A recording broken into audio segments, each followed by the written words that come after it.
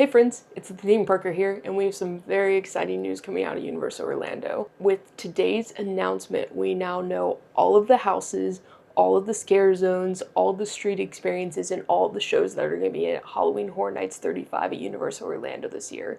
So come along with me, let's break it all down, let's do a rankings list, and I want to hear from you. What are you anticipating the most? What is your ranking for the houses, for the scare zones? Street experiences and shows are only 2 each, but I would like to know what you're anticipating the most, so come along with me and let's discuss. Alright, let's start with the haunted houses. So we'll start out with what was announced today, and that is Ozzy Osbourne, Prince of Darkness. The tagline for it is "Let the Madness Begin." Per Universal Orlando's website, you're in Ozzy's world now. Bow at the throne of the Prince of Darkness in this haunted house inspired by the twisted mind of one of rock and roll's greatest legends. And a little bit longer of a synopsis for it from Universal Orlando's website happens to be: Ozzy Osbourne's shocking image was as haunting as his heavy metal hits.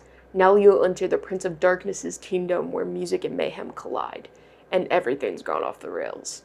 Veer through a decaying world ripped straight from Ozzy's lyrics in this haunted house inspired by one of rock and roll's greatest legends. Let the madness begin. Next house we'll discuss is Evil Dead Burn. The tagline is "Fan the flames of evil." An eternal force has taken hold of a family home and it's hungry for its next victim. Dodge deadites hell-bent on bloodshed in this haunted house based on the new film Evil Dead Burn. A little bit longer of a synopsis is: the Book of the Dead has been reopened and now an infernal force consumes a family home. In this haunted house based on the new film Evil Dead Burn, Dodge-possessed deadites hell-bent on bloodshed encounter not just the root of evil, but the whole family tree. Continuing on now, we have Hellraiser. Tagline is "Raise Some Hell." Per Universal Orlando, in this haunted house based on the original Hellraiser trilogy, into a realm of pure pain where Pinhead and his tormented Cenobites derive their hellish pleasure. And a little bit longer of synopsis is: your pain is their pleasure. Enter a realm of pure pain in the haunted house based on the original Hellraiser trilogy.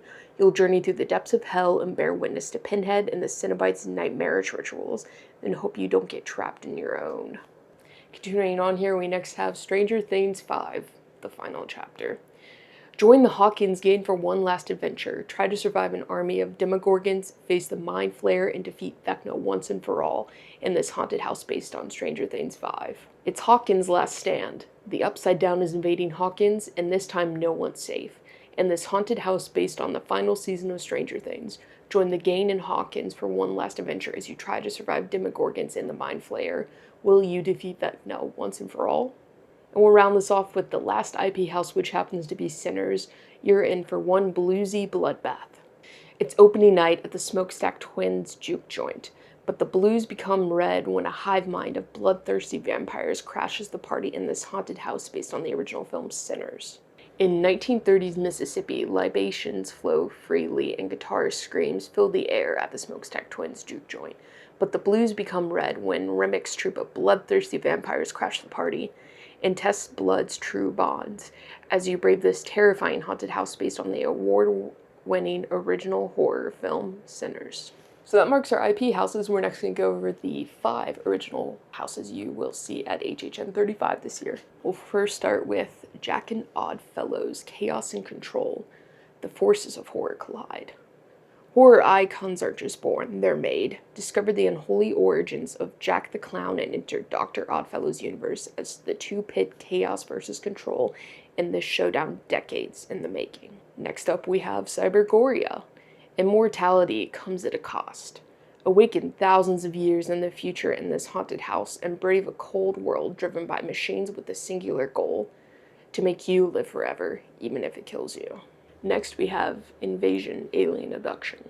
Extraterrestrial and extra terrifying. Make contact with horrors from worlds unknown in this haunted house, where a ship full of greys have torn apart a remote homestead in search of fresh test subjects. Next we have Madlands, Cage Cannibals. You're at the bottom of the food chain. The animals might be gone, but animalistic violence is inescapable. Try to survive a defunct zoo that has become the deadly domain of warring cannibal factions in this haunted house. Alright, and last but certainly not least, to round off our list of original houses, we have HR Blood and Guts presents a Halloween Fright-tacular. big screams on the small screen. Your favorite, insert words here that I don't know, returns to WKNB with a special Halloween scare-a-thon. Tune into this haunted house complete with ghouls, gore, and all the frights that keep you coming back for more. And with that, that's our 10 houses for this year's event. Now, I would love if you comment down below what your ranking is. I'm going to say mine right now. I might give an explanation, I might not. Sometimes it's a little difficult with the original houses, so I'm just going purely based off of what Universal has provided us so far. And you know, this might change come event time. My ranking is most likely going to change. This is my ranking from least anticipated to most anticipated for this year's event, so let's go. Number 10, it's Cybergoria. I don't know about this house. Once again, might change come the event, who knows. Coming in at number 10, Madlands Cage Cannibals. The concept just doesn't excite me too much, but you know, I will see. Universal Creative, what they do with this event is simply spectacular, so I'm sure regardless I'm going to be blown away by it. Coming in number 8 is Hellraiser. I know I might get some people who don't like that answer. Personally, I am not too drawn to the IP, it's just my personal preference, but I think visually it's going to be stunning, and I'm really looking forward to seeing the makeup and special effects work that they do on the scare actors. Coming in at number 7 is Invasion Alien Abduction. Once again, based off what Universal said on the website, I'll see it in person. Once again, I'm sure I'm going to be blown away by it. You know, when I hear it, I can't help but think of the SNL skit with Kate McKinnon in the Alien Abduction. So, I just personally like hearing it right off the bat. I just get a little bit of a funny vibe from it. But once again, can't wait to see it. Coming in at number 6, Stranger Things 5. I have attended the event every year that there has been a Stranger Things house, so this would be like fully rounding it out for me. I am a fan of the show. I really loved the show for a long time. Season 5 did not do it for me. It felt very disappointing. So it is, to me, it's almost a little bit of a mourning of what could have been. And you know, that show first came out in 2016. So this was 10 years of our lives with that show. And for it to end the way it did, just disappointing. But regardless, we're gonna see it anyways. So coming in number 5 is, for me, Ozzy Osbourne, Prince of Darkness. Once again, I know Ozzy's music. I know Black Sabbath's music. I don't know it a fair amount. I'm very curious to see how Ozzy is portrayed in it. You know, a few years ago when The Weeknd house was at Halloween Horror Nights, I had a dead last of my rankings. I went in thinking The Weeknd, like, why are we doing this? We're like appealing to a more mainstream crowd. But then I walked through it and fell in love with it. It wound up being one of my top houses for that year. So, you know, I'm going in with an open mind, and I think he definitely has more scary elements. So I am very much looking forward to that house. Number 4 for me is going to be HR Blood and Guts presents a Halloween Frightacular. It sounds awesome to me. The artwork gives me goosebumps vibes, so I'm very excited for it. Coming in at number 3 is Sinners. I think it is going to be one of the best houses visually this year. I loved the movie, and I'm very much looking forward to it. Coming in number 2 for me is Evil Dead Burn. While I've yet to see the movie as of this recording, I will see it before I walk through that house. I loved Evil Dead Rise, so I am very much looking forward to seeing this house at HHN. And coming in number 1 is Jack and Oddfellow Chaos and Control.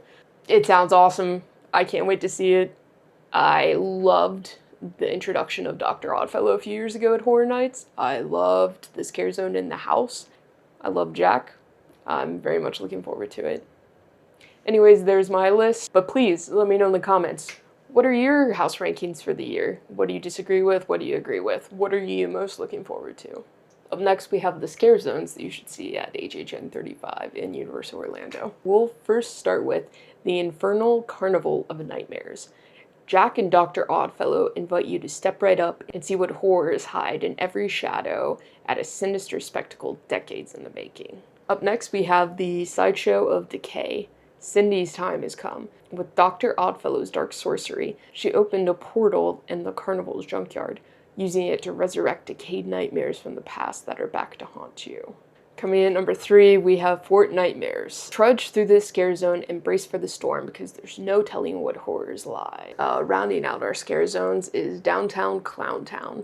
The city that never sleeps becomes a waking nightmare when it's overrun by the killer clowns from outer space, Art the Clown, and other clown folk who can't wait to tear you limb from limb. So with that, that's our scare zones for the event this year. My personal ranking, coming in at number 4, is going to be Fort Nightmares. I'm not going to go into the discourse surrounding it or around catering to younger folks at this event. Personally, I played the game forever and a day ago, like over 10 years ago once. Wasn't for me, so I personally am just not very interested in the scare zone. Coming in at number 3 for me, and I'm not gonna lie, it's very hard because in theory, these are all tied for first place for me. But purely going based off a ranking system, I will do the Infernal Carnival of Nightmares. Like I said, they're all tied in first, but it's like just little points that put them above the others. Coming in at number 2 for me is going to be the Sideshow of Decay. I'm very much looking forward to this. Coming in at number 1, Downtown Clowntown. Like I said, those last 3 I discussed are all really my number 1, but I love Killer Clowns from Outer Space. I love. I loved the Scare Zone. I loved the house. I love the movie. I watch it practically every Halloween. It is a comfort film. But anyways, that is my ranking of the scare zones for the event this year. But once again, in the comments, let me know, what's your ranking? What do you agree with? What do you disagree with? Starting next, we have the street experiences for HHN 35. There are a total of 2 for the event this year. The first one is Mel's Die-In Zombies. Shake, Rattle, and RIP. Zombie car hops have swarmed Mel's Die-In, and they aren't just here for the burgers. The second street experience we have for Horror Nights this year is Club Horror. Party like your life depends on it. The streets of San Francisco have been transformed into Club Horror, where the DJ's undead, but the vibe is alive and well. Kind of hard to do a ranking on these. I will say I am very excited for Mel's Die-In Zombies. Club Horror just is, that area is usually where the DJ is, and it's mostly just like a walkthrough, because that tends to be, I don't want to say a dead area of the park, but it tends to be where not a lot of theming is, so I feel like they always like kind of plop a DJ there for the event. So yeah, that's my rankings, if you will, on the street experiences. What are you looking forward to though? Please let me know. And the last entertainment category of HHN 35 is going to be the shows at HHN 35. Now, we have 2 this year. First up, we're going to have Nightmare Fuel, Blood Noir. Embark on a dark musical journey and resist temptation as death-defying stunts lure you deeper into a vampire-ridden metropolis. And the Lagoon show this year, not by popular demand given the Reddit comments, is going to be Stranger Things, Return to Hawkins. The music, the monsters, the memories. In this show, tune into a special WSQK broadcast and relive your favorite moments from 5 seasons of Stranger Things. Once again, this is a little bit hard for me to rank. Confession time, I've never gone to a Nightmare Fuel. I feel like at the event I'm usually like, go, let's get to the houses, let's get through the lines, and then by the time I do that, I'm ready to get back on that water taxi and go back to the hotel and crash. So I can't personally rank it. On top of that, I feel like maybe I watched a Lagoon show a few years ago when they had one, a little bit of it. Once again, Stranger Things is just a tad bit of a sore spot, just because of how badly I think the final season ended. Anyways, that is the entire event of HHN 35 at Universal Orlando this year. So, let me know. What do you think?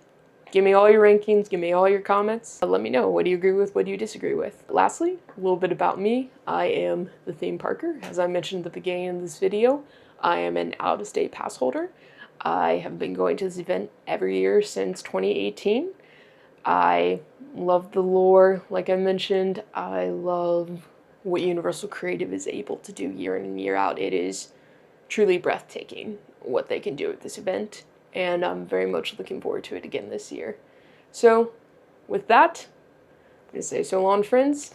If you feel so compelled, like, comment, subscribe. If not, no worries. I understand I am a brand new channel in the niche that has a lot of channels that are well established. I hope to offer a bit of a different perspective as someone who is an out-of-state pass holder who can't, at the drop of a hat, go to the Five and Dime and show you what shirt they released for the house announcement that day or what new milkshakes at Universal Orlando. But what I do hope to do with this channel is, I know there are a lot of people like me out there who get to go a couple times a year that just love the parks. And I do watch those channels too, that go when something's announced or something new happens. I just want to offer the perspective of someone who can't go all the time, but loves to make the most of their time when they go. I'll be doing Universal Orlando content, I'll be doing HHN content, and I'll be doing Disney Cruise content. So if any of that interests you, please like, comment, subscribe, but once again, if not, no worries. And with that, so long, and see you next time, friends.